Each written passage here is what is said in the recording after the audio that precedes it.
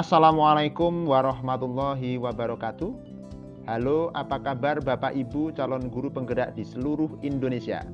Perkenalkan, saya Rendra Hadi Surya, calon guru penggerak Angkatan 7 dari SD Negeri 2 Songgon, Kabupaten Banyuwangi. Izinkan saya untuk memaparkan hasil aksi nyata saya modul 1.4 Budaya Positif. Berikut ini merupakan rancangan tindakan untuk aksi nyata saya. Yang pertama adalah latar belakang. Siswa tidak menyukai peraturan sebab ketika mereka melakukan pelanggaran, maka mereka akan mendapatkan hukuman yang cenderung akan membuat mereka malu dan minder. Selanjutnya, tujuan aksi nyata. Pertama, menciptakan murid yang merdeka serta disiplin diri yang kuat. Kedua, menumbuh kembangkan nilai budaya positif di sekolah dengan meyakini kebijakan nilai-nilai kebijakan universal. Tolak ukur keberhasilan aksi nyata saya adalah: yang pertama, terbentuknya keyakinan kelas melalui kesepakatan kelas yang dilakukan oleh wali kelas serta murid. Yang kedua, siswa bisa menerapkan serta menjalankan keyakinan kelas yang telah disepakati bersama. Selanjutnya, langkah-langkah tindakan yang akan saya lakukan adalah: yang pertama, menghadap pimpinan atau kepala sekolah guna menjelaskan pentingnya penanaman budaya positif serta keyakinan kelas di sekolah, serta meminta izin untuk mendesiminasikan kepada rekan guru di sekolah. Kedua, mengumpulkan rekan guru guna melakukan desiminasi berbagi pemahaman budaya positif, keyakinan kelas, serta segitiga restitusi. Ketiga, berkolaborasi dengan rekan guru guna membuat keyakinan kelas di masing-masing kelas yang mereka ampu. Keempat, memantau, merefleksi, serta mengevaluasi keyakinan kelas yang telah dibuat dan disepakati. Berikut adalah dukungan yang dibutuhkan. Yang pertama, dukungan dari pimpinan atau kepala sekolah, rekan guru, murid, serta seluruh stakeholder di sekolah agar tindakan yang telah disusun bisa terlaksana lancar. Kedua, sarana dan prasarana yang memadai guna menumbuh kembangkan budaya positif di sekolah. Ketiga, wali murid dalam melakukan budaya positif di rumah. Berikut ini merupakan kegiatan desiminasi tentang pemahaman serta pengalaman budaya positif di sekolah. Assalamualaikum warahmatullahi wabarakatuh. Alhamdulillahirabbil alamin. Wassalatu wassalamu ala asyrofil anbiya'i wal mursalin sayyidina wa maulana Muhammadin wa ala alihi washabbihi wa ba'du. Yang terhormat kepada Bapak Ahmad Suryadi SPD MPD selaku Kepala SDN 2 Songgon. Yang kami hormati Bapak Rendra Hadi Surya SPD selaku narasumber diseminasi aksi nyata modul 1.4. Yang kami hormati seluruh Bapak Ibu guru yang sudah hadir di dalam acara diseminasi ini. Pertama-tama, marilah kita panjatkan puji syukur kehadirat Allah Subhanahu wa Ta'ala yang senantiasa melimpahkan rahmat, taufik serta hidayahnya, sehingga pada kesempatan kali ini kita masih diberikan nikmat sehat, nikmat rezeki, sehingga kita dapat berkumpul yang insya Allah penuh berkah ini. Tak lupa sholawat serta salam semoga tetap tercurahkan kepada Nabi kita, Nabi Agung Muhammad Shallallahu Alaihi Wasallam beserta keluarga dan para sahabat-sahabatnya. Untuk mempersingkat waktu, sebelum acara diseminasi hari ini dibuka, maka perkenalkan saya sebagai pembawa acara untuk membacakan susunan acara sebagai berikut. Acara yang pertama yaitu pembukaan, yang kedua sambutan, yang ketiga pemaparan isi materi sekaligus diskusi tanya jawab, dan yang terakhir penutup. Untuk mempersingkat waktu, mari kita buka acara hari ini dengan membaca basmalah bersama-sama. Bismillahirrahmanirrahim. Acara selanjutnya yakni sambutan yang akan disampaikan oleh Bapak Ahmad Suryadi, SPD MPD. Waktu dan tempat kami persilahkan. Bismillahirrahmanirrahim. Terima kasih. Alhamdulillah wa syukurillah la haula wa la quwata illa billah. Amma ba'du. Bapak, Ibu guru yang saya hormati, Bapak Rendra yang nanti akan menyampaikan diseminasi untuk guru penggerak angkatan ke-7 yang saya hormati dan berbahagia. Puji syukur alhamdulillah kita panjatkan kehadirat Allah Subhanahu wa taala yang telah memberikan nikmat kepada kita semua sehingga pada pagi ini kita masih diberi kesempatan, diberi umur dan sehat untuk dapat mengikuti pemaparan dari Pak Rendra tentang aksi nyata modul 1.4 menebarkan pemahaman dan pengalaman penerapan budaya positif yang nanti langsung akan disampaikan oleh Bapak Rendra. Salawat dan salam mudah-mudahan selalu tercurahkan pada junjungan kita Nabi Agung Muhammad Sallallahu Alaihi Wasallam. Bapak Ibu yang saya hormati,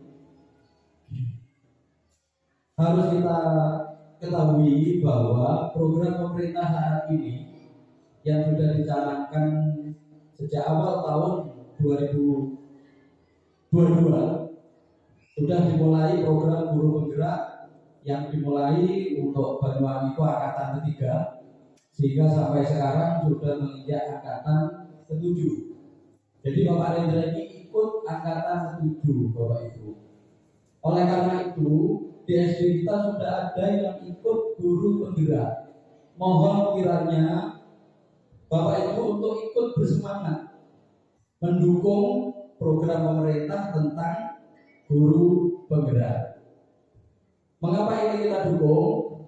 Karena dari program guru penggerak ini banyak ilmu pengetahuan, banyak keterampilan, banyak nilai-nilai yang positif yang akan bisa kita terapkan nanti jika kita berada atau mengajar melakukan proses pembelajaran di depan anak didik. Oleh karena itu, saya harapkan dan saya tekankan untuk Bapak Ibu guru untuk mengikuti program-program guru penggerak selanjutnya. Ya, kayaknya sekarang sudah ke-8 dan 9. Sudah dimulai dari tahap seleksi awal dan banyak yang lulus dan mulai seleksi tahap 2 untuk praktek mengajar dan nanti diakhiri dengan wawancara.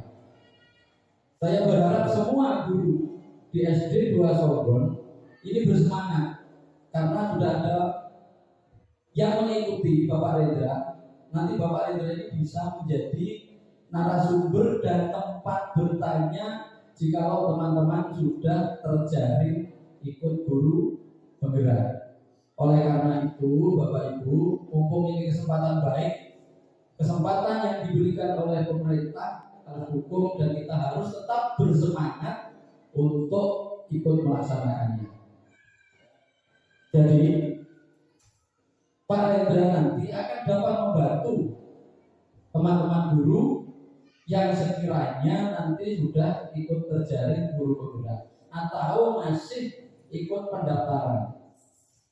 Jadi bagaimana supaya pendaftaran itu bisa diterima, administrasinya terpenuhi, apa saja yang harus dilakukan. Nah, di sini sudah ada teman kita yang bisa dijadikan narasumber tempat bertanya. Ya, oleh karena itu manfaatkan ini, jangan dia-siakan. Karena program ini sangat menguntungkan bagi semua guru. Jangan hanya dianggap program pemerintah ganti menteri, ganti program, ganti kurikulum. Jangan itu. Walaupun itu terjadi yang kemarin-kemarin, tetapi paling tidak dari program-program kurikulum dari kurikulum 94, 75, kemudian sampai kurikulum K13 dan sekarang kurikulum Merdeka, sehingga di kurikulum Merdeka ini ada program guru penggerak. Ini semua harus kita ikuti dengan baik. Mengapa? Di dalamnya banyak ilmu yang baru yang awalnya kita belum tahu, sehingga ilmu-ilmu ini nanti pastilah akan bermanfaat bagi kita semua. Oleh karena itu, sekali lagi saya memberikan kepada teman-teman untuk segera mendaftarkan pada guru penggerak episode berikutnya, ya. Dari yang kemarin sudah angkatan 7, angkatan 89. Nah, nanti ada angkatan berikutnya. Saya harapkan teman-teman yang belum mendaftar untuk guru penggerak untuk bisa ikut mendaftar, yang memenuhi syarat tentunya, ya. Perkara yang sudah tidak memenuhi syarat, umur sudah lewat, ya gimana lagi? Karena memang program ini ada batasan umur, batasan usia, sehingga tidak mungkin untuk teman yang sudah lewat 50 tahun untuk bisa ikut. Tetapi yang umurnya masih muda-muda, masih jauh, perjalanan masih panjang, untuk segera semuanya bisa mengikuti. Jadi itu Bapak Ibu Guru, mohon teman kita yang satu ini yang nanti akan memaparkan menjadi pendorong semangat bagi teman-teman untuk jejaknya mengikuti program guru penggerak. Mudah-mudahan semuanya lancar, teman-teman tadi nanti mengikuti juga bisa lancar, sehingga semua nanti diharapkan pada tahun 2024 semua guru di Indonesia ini sudah terjaring guru penggerak. Jadi ini kewajiban, ya. Bagaimanapun program itu nanti ada batasan waktunya, ya, harus semua ikut. Seperti halnya dulu syarat guru untuk menjadi guru SD awal cukup SPG, kemudian berkembang zaman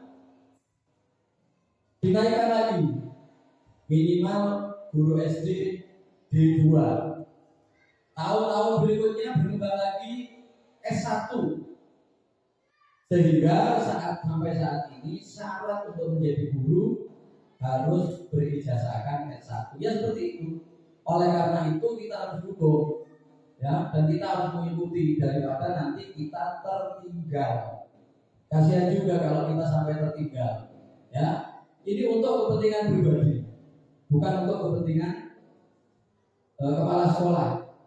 Tapi guru penggerak itu kepentingan pribadi, tetapi untuk menunjang kepentingan pendidikan, umumnya kepentingan bangsa dan negara, untuk memajukan generasi-generasi yang sekarang nantinya akan menjadi generasi yang dibanggakan, generasi selalu mengikuti perkembangan zaman. Saya kira itu sambutan dari saya.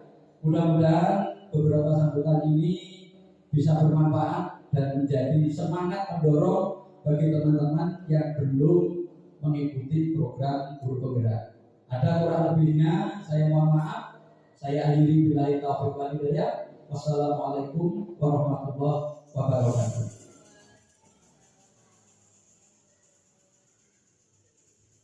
Disampaikan terima kasih.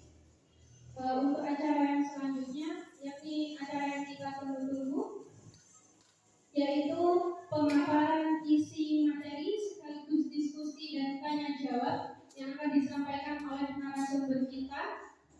Kepada Bapak Rendra Hadi Surya SPD, kami persilahkan.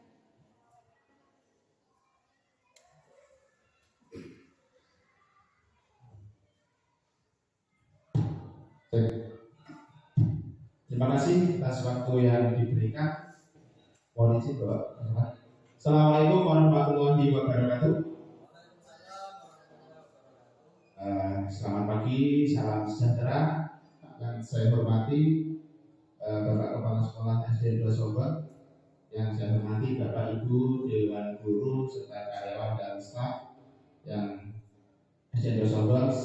Pertama, mari kita panjatkan puji syukur kehadirat Allah Subhanahu wa taala yang mana karena limpahan taufik, hidayah serta inayahnya kita masih diberi kesehatan, kenikmatan sehingga dapat berkumpul di sini belajar bersama dalam rangka desiminasi aksi nyata saya. Dalam keadaan sehat walafiat, selawat serta salam semoga tetap tercurahkan kepada junjungan Nabi Agung Nabi Muhammad SAW. Bapak Ibu yang saya hormati, ngapunten saya berada di tengah. Saya lupa. Saya sebelum kita mulai Bapak Ibu di sini Bapak Ibu senior dan junior saya di sini mau memaparkan aksi nyata saya. Perlu diketahui bahwasanya saya adalah calon guru penggerak angkatan 7 di Kabupaten Banyuwangi, dan perlu diketahui bahwasanya Kabupaten Banyuwangi merupakan daerah sasaran guru penggerak yang telah melaksanakan program guru penggerak itu ada 2 kali. Yang pertama angkatan ketiga dan kedua angkatan 7 yang saat ini saya laksanakan. Kemudian di belakang saya sudah ada angkatan 8, 9 dan 10. Alhamdulillah Kabupaten Banyuwangi sudah masuk beberapa daerah sasaran dari program guru penggerak. Pada kesempatan pagi hari ini saya akan memaparkan aksi nyata saya terkait dengan program guru penggerak, yang mana program aksi nyata ini merupakan tugas atau untuk tugas modul saya. Pada kesempatan ini saya akan memaparkan aksi nyata tentang modul 1.4. Bisa dilihat Bapak Ibu di situ menebarkan, ini sengaja saya buat judul sendiri, menebarkan pemahaman dan pengalaman peternakan budaya positif, khususnya berada di sekolah. Bapak Ibu yang saya hormati, biar kita semangat, mari minta tolong Bapak Ibu semua berdiri, kita lakukan energizer ya. Kita kalau ice breaking kita biar gak kantor, energizer kita berawal gitu. Berdiri semua. Nah, nih Bapak, apa semangat gitu. Nah, ini biar semangat semua ya. Ice breaking itu pada saat di tengah materi, nanti kalau energizer saya pada awal. Seperti biasa saya mengadopsi dari gerakan pramuka yang mengambil dari permainan pramuka, mengambil dari permainan dari Amerika ya. Kita gunakan marina. Bapak Ibu ya, ikuti saya. Kalau saya bilang, perhatikan saya dulu. Kalau saya bilang marina pada dada. 1, 2, 3. Marina. Menari seperti ya, menari. Dua tangan ya. Marina menari di atas kuda. Nah, di atas kuda menara seperti ini namanya. Oke. Nah, coba saya yang menyanyi ya, dengan diikuti sesuai dengan tadi, marina menari di atas menara. Oke. Nah, ini jargon saya. 1, 2, 3. Marina menari di atas menara. Marina menari di atas menara. Paham ya? Agak cepat sekarang. Yuk, 7, 8. Marina menari di atas menara. Marina menari di atas menara. Marina menara di atas menari. Nah, Marina menari di atas menara. Nah, tepuk tangan semuanya. Nah, jadi seperti itu ya Bapak Ibu. Itu merupakan sebuah energizer dari saya agar kita bisa melaksanakan atau mengikuti program aksi nyata saya nanti bisa lebih semangat. Di sini Bapak Ibu guru semuanya, next Mbak Putri. Nah, pertama salam dan bahagia. Nah, ini dari guru penggerak seperti ini Pak Bu ya. Jadi guru penggerak kita lihat biasanya jargonnya seperti ini. Next. Sesuai dengan kebutuhannya untuk mewujudkan profil pelajar Pancasila.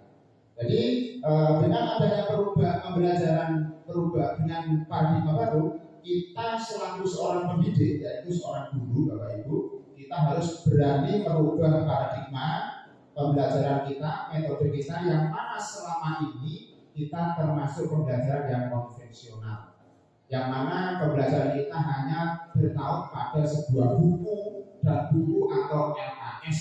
Nah, untuk perubahan paradigma baru ini kita harus mampu sebagai seorang guru harus mampu mengembangkan cara apa yang kita gunakan, metode apa yang kita gunakan sesuai dengan kebutuhan anak, yaitu kebutuhan kodrat anak dan kodrat zaman anak. Apalagi pada saat pembelajaran kurikulum IKM dengan implementasi kurikulum merdeka, telah disebutkan bahwasanya pembelajaran harus berdiferensiasi. Mungkin dari Bapak Ibu yang tahu diferensiasi itu apa?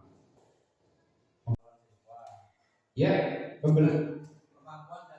oke, terima kasih Bapak Ibu ya. Jadi berdiferensiasi itu adalah pembelajaran sesuai dengan tingkat kemampuan kita. Jadi siswa ya. Jadi berdiferensiasi ini kita dalam pembelajaran saat ini paradigma baru, selain kita memberikan metode pembelajaran yang sesuai dengan kodrat anak dan kodrat zaman menggunakan IT ya, kita harus juga bisa memilah dan memilih dalam hal keunikan anak itu berbeda-beda Bapak Ibu. Jadi setiap anak punya bakat minat yang berbeda. Oleh sebab itu kita tidak boleh menyamaratakan. Anak-anak harus pintar berkalian. Nah, anak-anak harus pintar menggambar, tidak seperti itu. Jadi anak-anak ada yang bakat matematika, ada yang bakat IPA. Oleh sebab itu implementasi kurikulum merdeka yang saat ini kita laksanakan, pembelajarannya berdiferensiasi. Tugas kita hanya menuntun mereka menebalkan guratan-guratan garis yang ada dari bakat anak tersebut. Untuk apa? Untuk mewujudkan profil pelajar Pancasila. Oke.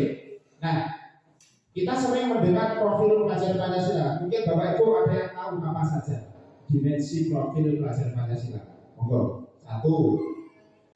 Bertakwa kepada Tuhan Yang Maha Esa dan berakhlak mulia. Bapak Ibu ya, itu profil pelajar Pancasila. Dimensi yang pertama. Yang kedua adalah mandiri, kemudian apa?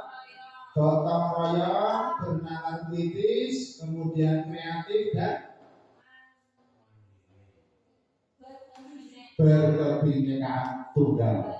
Oke. Jadi itu merupakan profil pelajar Pancasila yang saat ini memang tujuan pemerintah pendidikan Bapak Menteri saat ini mendorong bahwasanya agar generasi Indonesia nantinya berprofil pelajar Pancasila. Oke, lanjut next. Yang berikutnya, disiplin positif dan nilai kebajikan universal. Nah, jadi yang kita pelajari ini Bapak Ibu. Next. Apakah makna disiplin? Nah, di sini ya Bapak Ibu sudah ada. Ada yang tahu? Bapak Ibu kita selama mengajar kita menginginkan anak kita biar disiplin Bapak Ibu ya. Disiplin itu pasti tepat waktu biasanya gitu. Kemudian mengerjakan PR tepat waktu, intinya tepat waktu. Jadi apakah makna disiplin di sini? Disiplin adalah dalam budaya kita, makna kata disiplin telah berubah menjadi sesuatu yang dilakukan seseorang pada orang lain untuk mendapatkan kepatuhan agar tujuannya anak itu patuh. Ya. Kecenderungan umum adalah menghubungkan kata disiplin dengan ketidaknyamanan, bukan dengan apa yang kita hargai atau pencapaian suatu tujuan mulia. Biasanya dan selama ini Bapak Ibu, sebelum saya mengikuti penggerak anak-anak, saya berusaha untuk membuat atau mengarahkan anak-anak untuk disiplin harus mengikuti peraturan yang sudah ada tanpa memperdulikan mereka anak-anak. Jadi anak-anak ini harus ikut. Saya bukan menuntut, namun kita selalu menuntut mereka. Ya. Jadi apa dampaknya dengan anak-anak kita tuntut terus, otomatis anak-anak cenderung tidak nyaman disuruh disiplin kebanyakan tidak nyaman. Mungkin anak kita sendiri harus cepat kalau makan. Nah, padahal itu nggak nyaman karena kita harus tahu anak lambat makannya atau belajarnya malas itu mereka punya keinginan.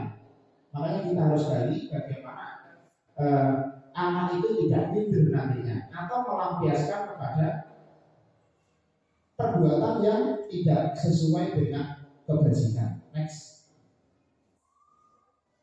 Tugas guru, nah tugas kita ya untuk mendisiplinkan anak tadi adalah menciptakan siswa yang memiliki disiplin diri sehingga mereka dapat berperilaku sesuai dengan nilai-nilai kebajikan universal serta memiliki motivasi intrinsik bukan ekstrinsik, Bapak Ibu. Maksudnya di sini kita memberikan pemahaman juga pelatihan membimbing anak-anak agar disiplin, namun tidak harus dengan cara kita tuntut seperti yang sudah saya jelaskan tadi. Apa maksudnya? Apa tujuannya? Agar anak-anak tidak mengalami rasa ketidaknyamanan. Untuk menghindari itu, tugas kita sebagai seorang pendidik yaitu menciptakan siswa yang memiliki disiplin. Jadi disiplin itu bukan gara-gara harus mengikuti peraturan karena dipaksa, namun disiplin itu bagaimana caranya anak muncul dari dalam diri sendiri sehingga mereka dapat berperilaku sesuai dengan nilai-nilai kebajikan universal serta memiliki motivasi intrinsik.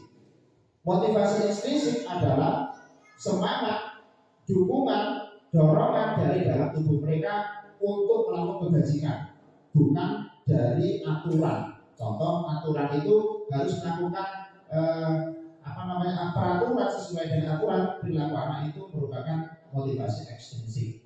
Tujuan pada program modul ini yang saya dapatkan adalah mendapatkan motivasi intrinsik dari dalam tubuh siswa. Next. Nah, kemudian perlu diketahui nanti yang saya jelaskan dari awal paradigma, kemudian disiplin, ada 5 kebutuhan manusia. Dasarnya berhubungan Bapak Ibu. Nah, 5 kebutuhan dasar manusia. Nah, materi berikutnya adalah 5 kebutuhan dasar manusia. Next. Yang pertama kebutuhan dasar manusia. Next. Nah, ini bertahan hidup atau survival. Yang kedua, kasih sayang dan rasa diterima, love and belonging.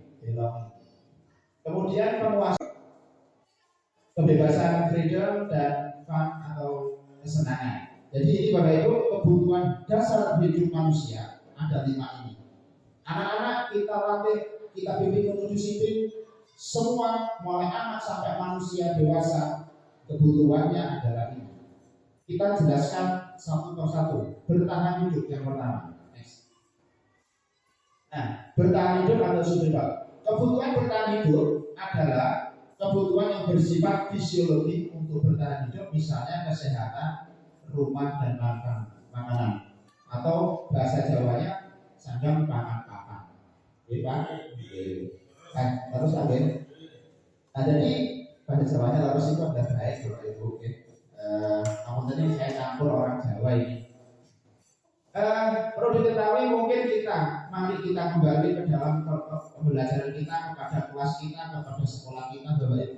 Ada enggak anak-anak yang melakukan tindakan yang melanggar kebajikan karena anak-anak tersebut untuk bertahan hidup?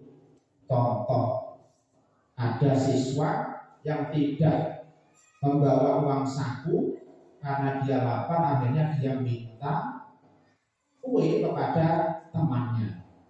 Apa yang terjadi? Karena kue teman tadi tidak mau, akhirnya mereka mengambil dengan cara paksa.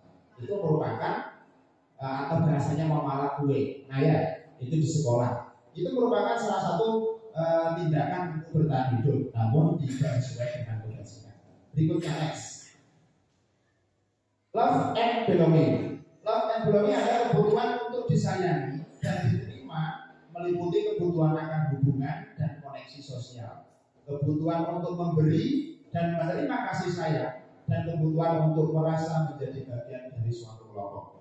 Mungkin di kelas Bapak Ibu kita semua mungkin sudah berpengalaman, namun kita belum memasuki mengetahui bagaimana ini masuk kemana, bagaimana cara mengatasinya. Ada Bapak Ibu muridnya yang butuh disayangi, ada anak yang butuh melakukan tindakan yang kurang sesuai dengan kebajikan karena dia ingin disayangi, contoh atau mendapat perhatian ya. Contoh ada siswa yang selalu membuat orang gaya rapi, ya, membuat rapi di kelas. Hanya apa? Dia ingin diperhatikan oleh gurunya. Kita harus pandai, harus bisa memperhatikan anak seperti itu. Ada anak yang diam, sengaja diam. Kalau di murid saya ada namanya Gabriel. Gabriel itu selalu nangis saja, ya. Kenapa nangis? Sedikit-sedikit nyubit temannya, tapi dibalas namanya nangis. Karena dia itu kepingin mendapatkan perhatian dari guru. Makanya tugas kita memberikan perhatian, rasa sayang. Mungkin kita lihat orang tuanya, dari orang tuanya atau belum mendapatkan kasih sayang, kurang atau kurang banyak. Makanya kita seorang guru harus memberikan. Lanjut next. Penguasaan atau power, Bapak Ibu. Nah ini kebutuhan manusia dasar. Yang berikutnya adalah kebutuhan power. Kebutuhan ini berhubungan dengan kekuatan untuk mencapai sesuatu, menjadi kompeten, menjadi terampil, diakui atas prestasi dan keterampilan kita, didengarkan dan memiliki rasa harga diri. Ada Bapak Ibu muridnya yang melakukan kegiatan yang melanggar kebajikan karena penguasaan atau power. Contoh, ada siswa yang merasa hebat dalam hal aku paling hebat nyontohan, selalu saja nyalah di koncone, selalu mukul temannya, karena dia merasa siswa tersebut di kelas paling kuat. Nah, ini bagaimana kita cara mengatasinya, menghadapinya? Makanya kita harus mengetahui dulu. Next, kebebasan. Nah, selain ini juga ada kebebasan atau freedom. Kebebasan untuk bebas adalah kebutuhan akan kemandirian otonomi, memiliki pilihan dan mampu mengendalikan arah hidup seseorang. Jadi ada juga siswa-siswa kita, semua kita itu butuh bebas. Namun ada yang melakukannya dengan tidak sesuai dengan tidak sesuai dengan tindakan kebajikan, ya, kebajikan. Contoh, kepingin bebas mungkin di rumah dikekang oleh orang tuanya, tidak boleh bermain, harus belajar terus, harus di rumah. Kemudian di sekolah mereka meluapkan emosinya dengan cara bebas, terus PDW, seenaunya sendiri. Ada kata guru tidak diindahkan. Nah, ini merupakan keinginan untuk bebas. Kesenangan yang terakhir yaitu kebutuhan akan kesenangan adalah kebutuhan untuk mencari kesenangan, bermain dan tertawa. Anak-anak dengan kebutuhan dasar kesenangan yang tinggi biasanya ingin menikmati apa yang dilakukan dilakukan. Mereka juga bisa berkonsentrasi tinggi saat mengerjakan hal yang disenangi. Nah, ini merupakan salah satu kunci keberhasilan dari pendidikan, Bapak Ibu. Bahwasanya saya masih ingat dari dulu guru saya waktu sekolah, kalau ingin proses pendidikan berhasil, pembelajaran yang kalian laksanakan berhasil, yang pertama adalah sayangilah guru kamu. Nah, kalau kamu senang dengan gurunya, senang bukan senang cinta gimana ya, intinya suka senang, nanti walaupun pelajaran apapun sulit, sesulit apapun akan mudah diserap. Nah, di sini anak-anak pasti akan kita semua juga khususnya anak-anak akan senang dalam bermain dan tertawa. Coba kita kembali berprovokasi diri, pembelajaran kita hanya terforsir di dalam kelas, ya, di papan tulis. Kita tidak pernah memberikan kita belajar di luar kelas.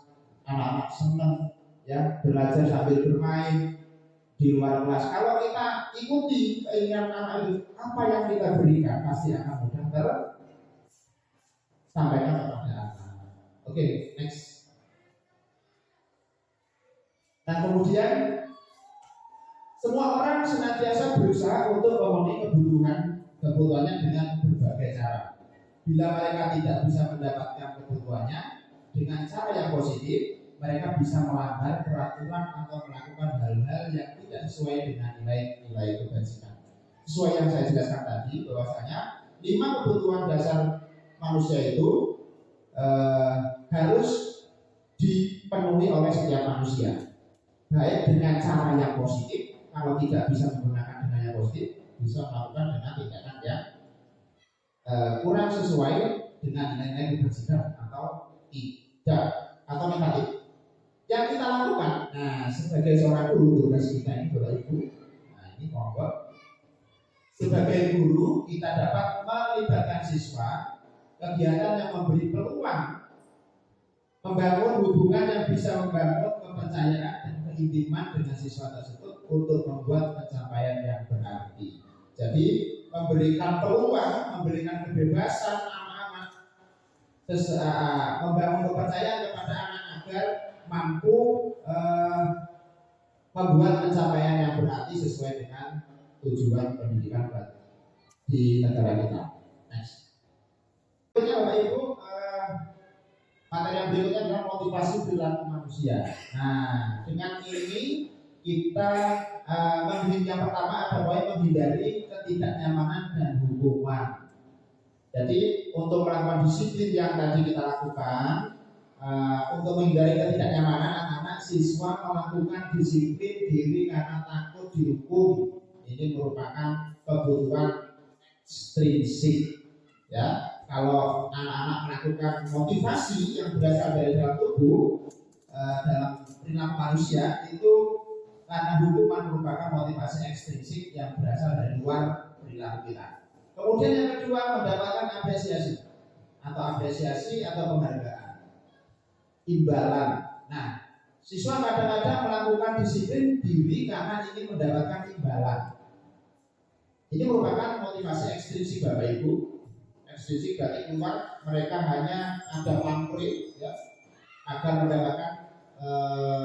mendapatkan imbalan atau apresiasi. Kemudian yang ketiga, ini harapan kita dari program guru penggerak yang kita lakukan dan kita nanti bisa melakukan semua, menghargai nilai kebajikan diri sendiri. Siswa melakukan disiplin diri karena sadar akan nilai kebajikan dirinya. Jadi motivasi melakukan kebajikan itu berasal dari dalam diri sendiri. Oke. Nah, next berikutnya. Kemudian Bapak Ibu, 5 posisi kontrol ini merupakan yang ada pada diri kita selaku seorang guru.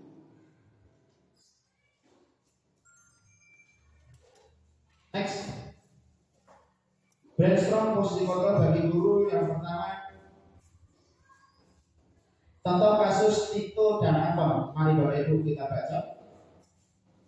Kasus Tina dan Anton. Tina ya, dan hanya dipanggil. Nah, Tina dan Anton dipanggil masuk ke ruangan Ibu Dewi, kepala sekolah SMA Makmur. Ibu Dewi baru saja mendapatkan pengaduan dari Ibunda Nisa bahwa Anton menggunakan kata-kata kasar dan merendahkan Tina di sosial media.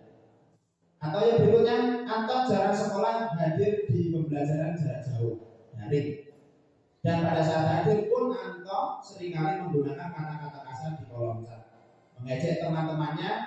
Hal ini sudah sangat mengganggu dan beberapa orang tua wali murid yang mengikuti pembelajaran daring mengeluhkan tentang perilaku Anton di pembelajaran jarak jauh. Ini contoh kasus ya Pak Ibu ya. Next.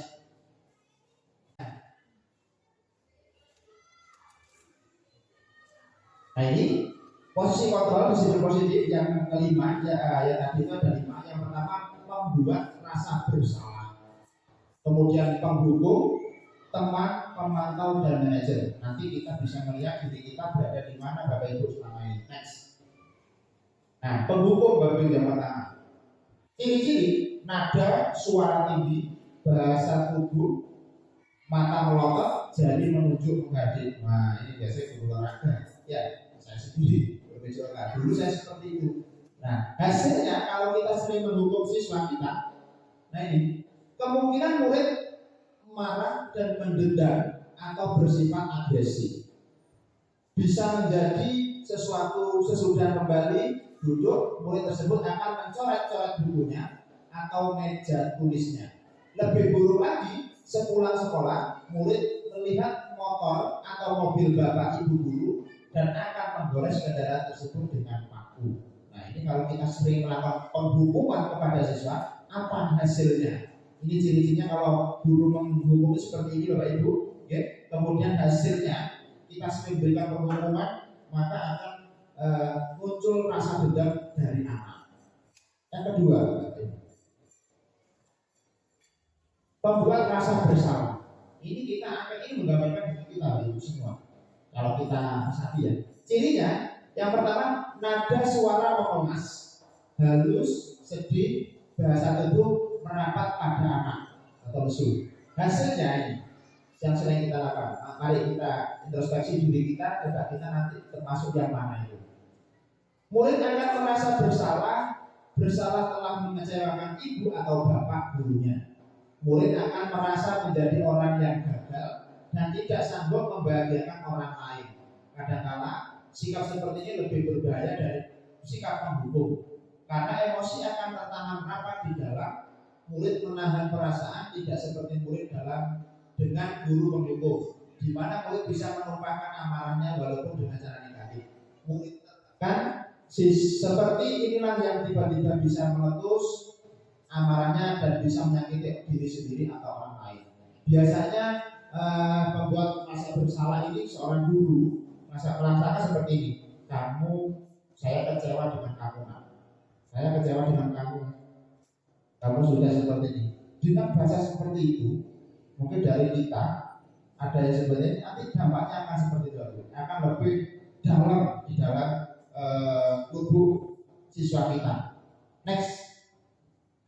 Kemudian ini teman. Nah, ciri-cirinya nada suara ramah, akrab dan bercanda. Bahasa tubuh merapat pada murid, mata dan senyum jenaka. Nah ini, coba kita termasuk ini apa enggak? Hasilnya kalau kita melakukan sesuatu masalah atau ada siswa yang melakukan tindakan yang melanggar kebajikan, kita sebagai teman atau menghukum rasa bersalah tadi. Hasilnya jika teman murid akan merasa senang dan akrab dengan guru. Ini termasuk dampak yang positif. Hanya saja di sisi lain negatif, murid menjadi tergantung pada guru tersebut. Bila ada masalah, dia merasa bisa mengandalkan guru tersebut untuk membantunya. Akibat lain dari posisi teman tadi hanya akan berbuat sesuatu bila menyuruh adalah guru tersebut dan belum tentu berlaku yang sama dengan guru atau yang lain.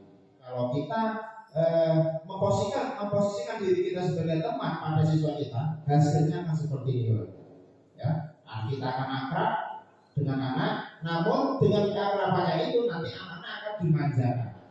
Kalau ada sesuatu kesulitan, anak itu tidak akan berkreatif, dia akan mengandalkan kita. Nanti ada bapak, ada pak guru, ada bu guru yang membantu saya pasti.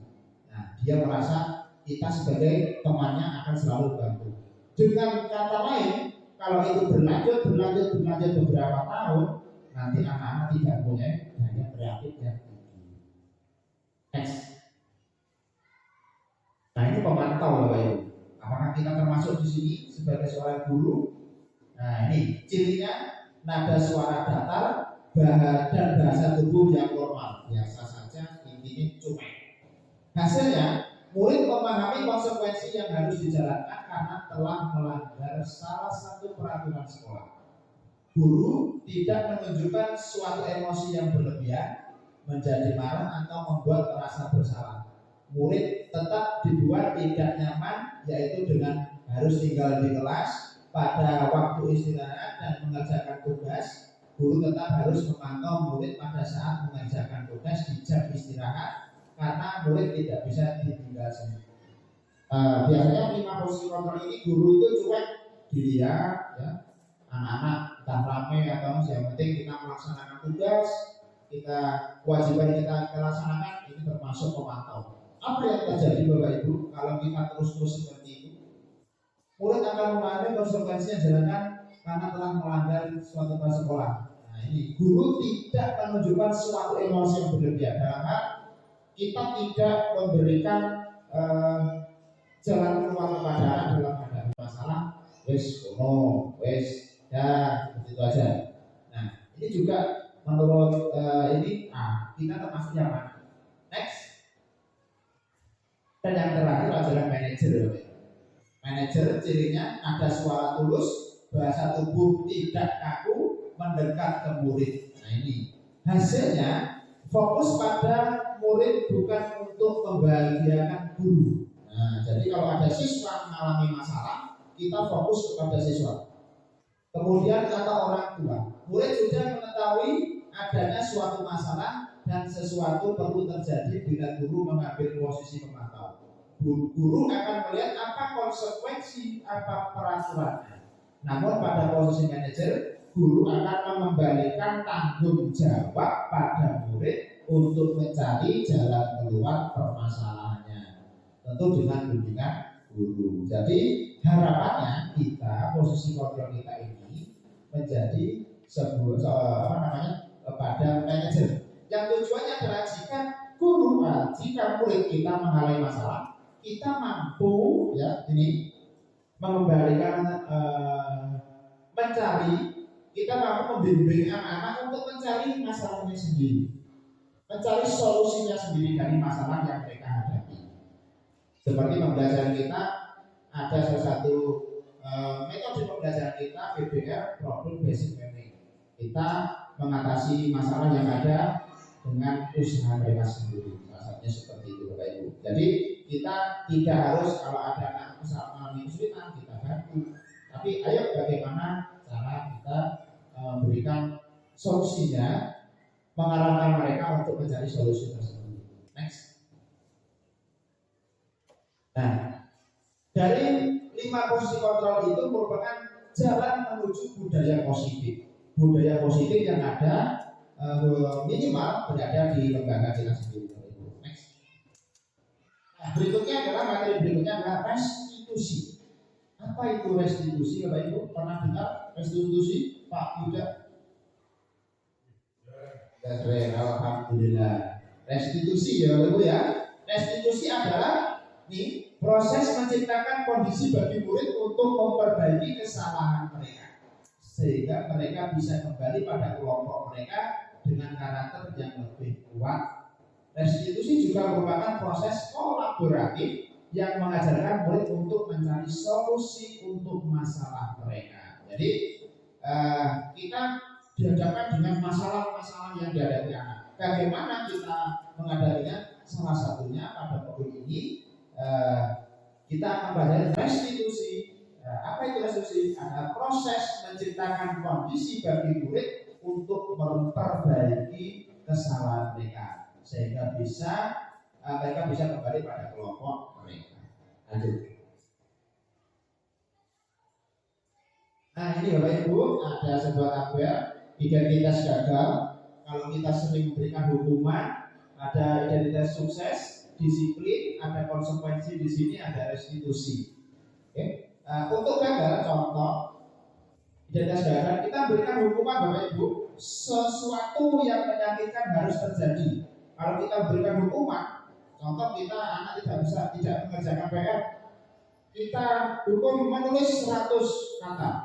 Nah ini sesuatu yang menyakitkan akan terjadi dalam hati anak-anak yang kita suruh, dia akan merasa jengkel, sakit pasti, dan itu akan terngiang nanti sampai tua. Disiplin bagaimana ini konsekuensi suatu yang harus terjadi, ya kita berikan aman. Kalau restitusi merupakan pilihan. Nah jadi bagaimana kita memberikan solusi agar anak-anak itu bisa tidak langsung kita hukum, tidak mengerjakan PR. Contoh si Tony tidak mengerjakan PR, kamu saya hukum, itu kurang tepat Bapak Ibu ya.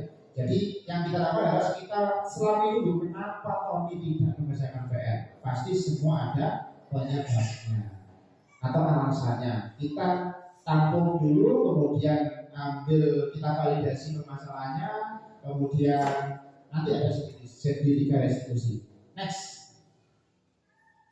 Nah ini ciri-ciri restitusi Bapak Ibu. Yang pertama bukan untuk menebus kesalahan, namun untuk belajar dari kesalahan. Kalau kita memberikan hukuman kepada anak-anak, ya tidak mengerjakan PR atau datang terlambat, kita hukum lari atau kita hukum menulis, itu hanya untuk menebus kesalahan. Saya merasa bersalah, berarti saya harus menebusnya. Namun kalau untuk restitusi itu belajar dari kesalahan. Dari salah yang saya lakukan hari ini, ya, siswa lakukan hari ini, nanti kedepannya bagaimana? Yang kedua, memperbaiki hubungan. Nah ini memperbaiki hubungan Bapak Ibu. Yang ketiga, tawaran bukan paksaan. Jadi perbaiki hubungan dulu.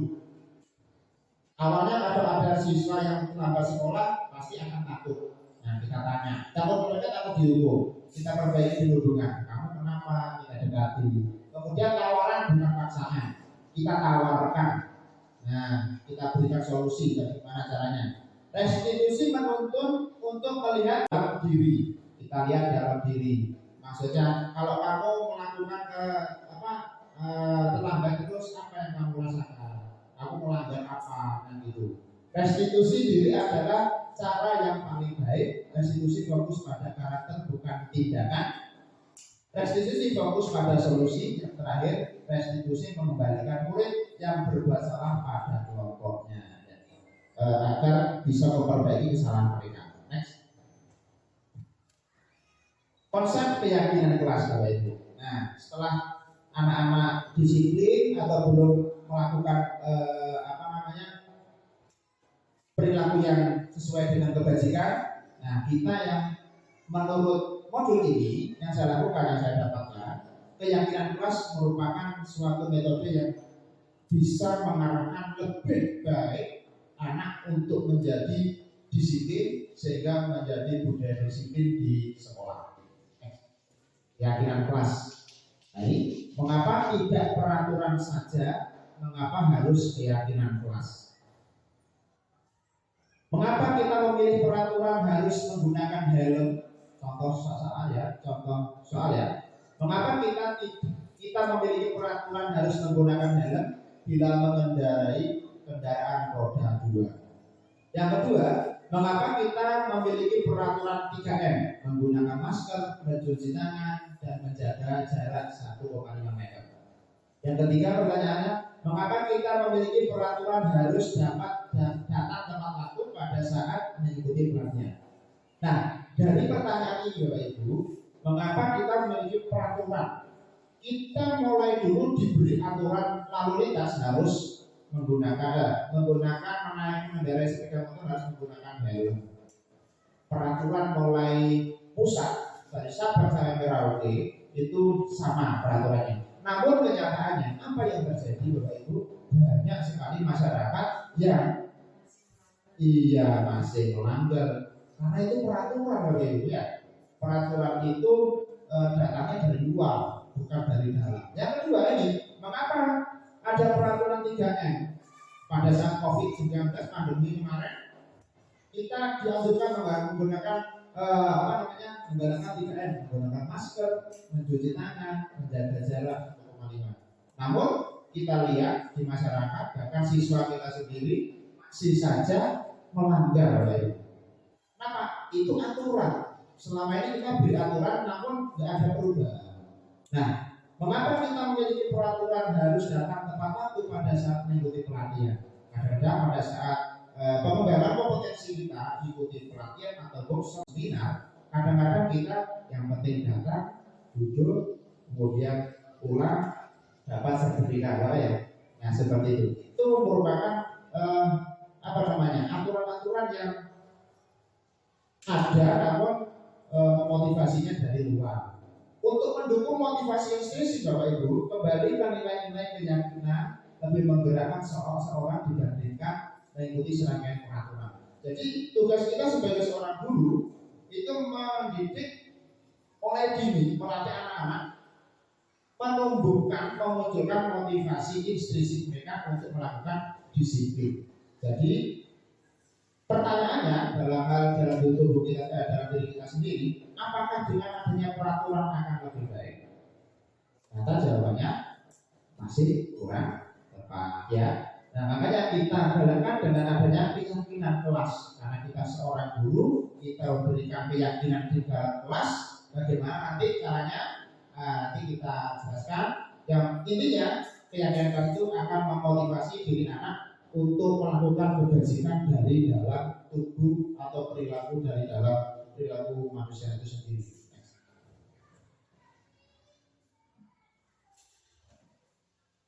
Nah ini Bapak Ibu, ada peraturan keyakinan kelas ya. Yang pertama, selalu kembalikan buku ke tempatnya. Biasanya di dalam kelas ini kita melatih. Kenapa kok di sini ya Bapak Ibu? Karena kita mendidik anak dari dini. Yang kedua, dilarang mengganggu orang lain. Nah, peraturan kelas ya, biasanya peraturan. Hadir di sekolah 15 menit sebelum pembelajaran dimulai. Ini peraturan yang sudah ada. Dilarang melakukan kekerasan. Apakah ada jaminan anak-anak tidak telat? Apakah anak tidak melakukan kekerasan? Kemudian dilarang menggunakan narkoba. Apakah ada jaminan anak-anak tidak menggunakan narkoba? Nah, ini bergantian atau menunggu giliran antri, ya, menggunakan masker, jangan berdiri di kelas atau koridor. Ini merupakan contoh sebuah peraturan, beberapa peraturan di sekolah. Next. Nah, ini tadi sama selalu kembalikan buku di tempatnya.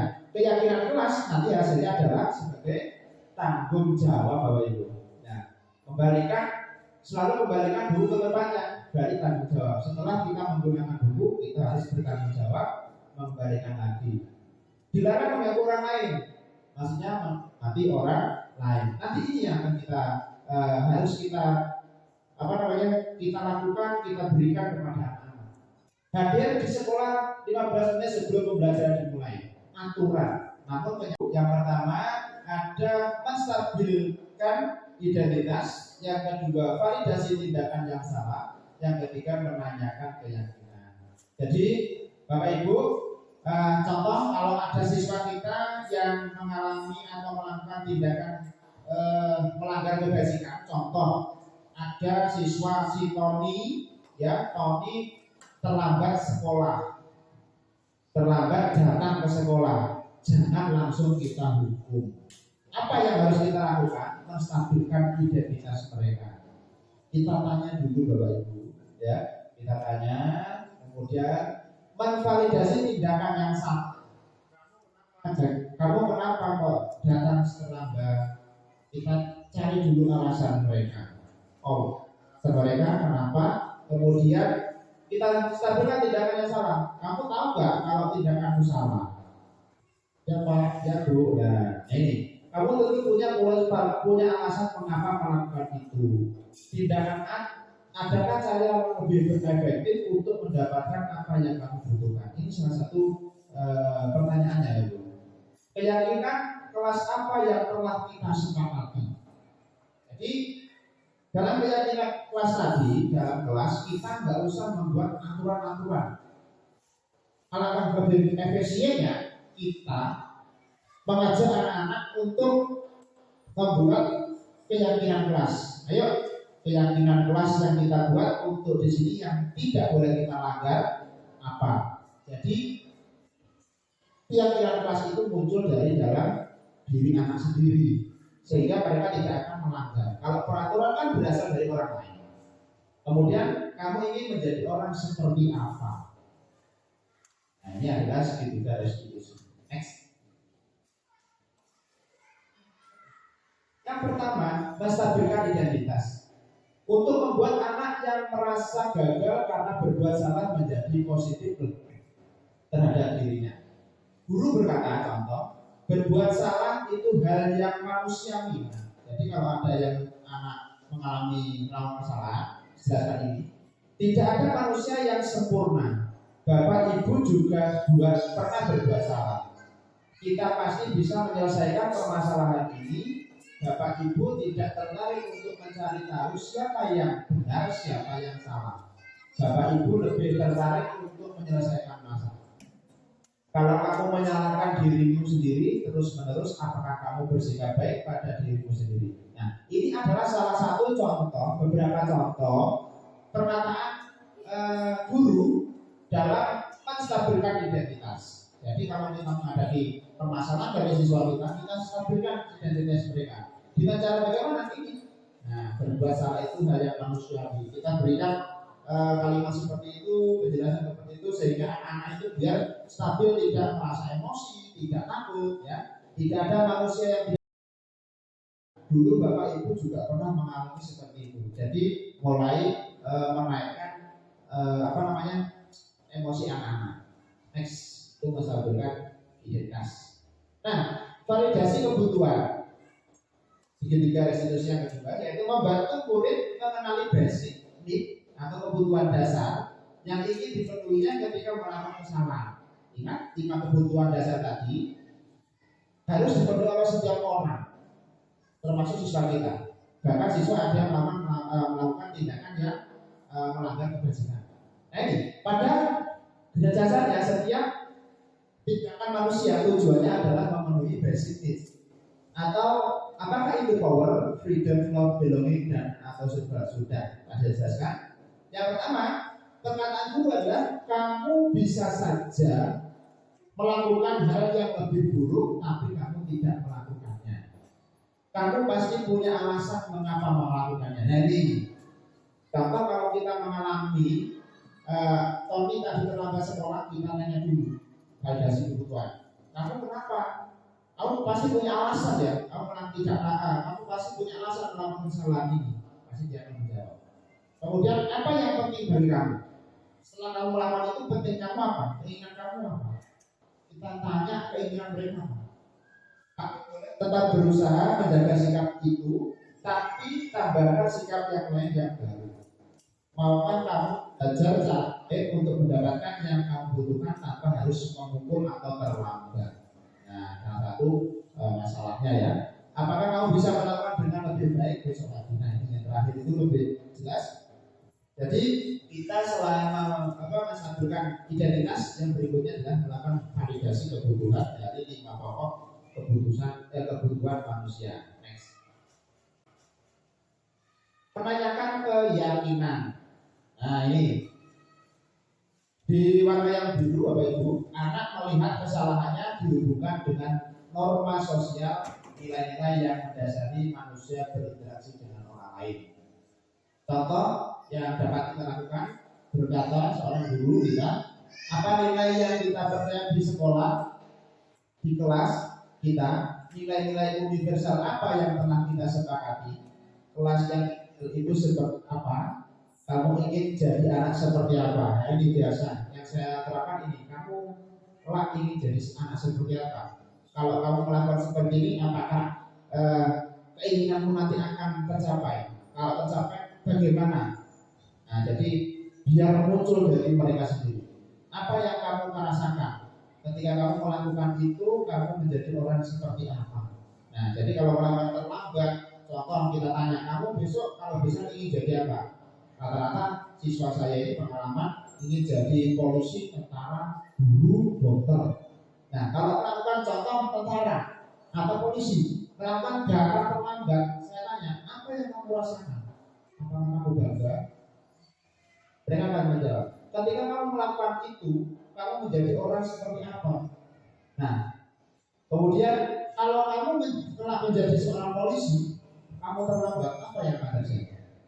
Nanti akan muncul motivasi intrinsik yang mana akan memotivasi diri mereka sendiri untuk berbuat lebih baik. Demikian acara pada pagi hari. Semoga apa yang telah disampaikan oleh narasumber dapat memberikan manfaat bagi kita semua. Dengan demikian, marilah kita bersama-sama mengucapkan bacaan alhamdulillah untuk mengakhiri acara pada pagi hari ini.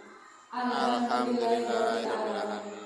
Demikianlah akhir dari acara pada pagi hari ini. Apabila ada kesalahan kesalahan baik disengaja maupun tidak disengaja, mohon dimaklumi. Wabillahi taufiq wal hidayah. Wassalamualaikum warahmatullahi wabarakatuh. Waalaikumsalam warahmatullahi wabarakatuh.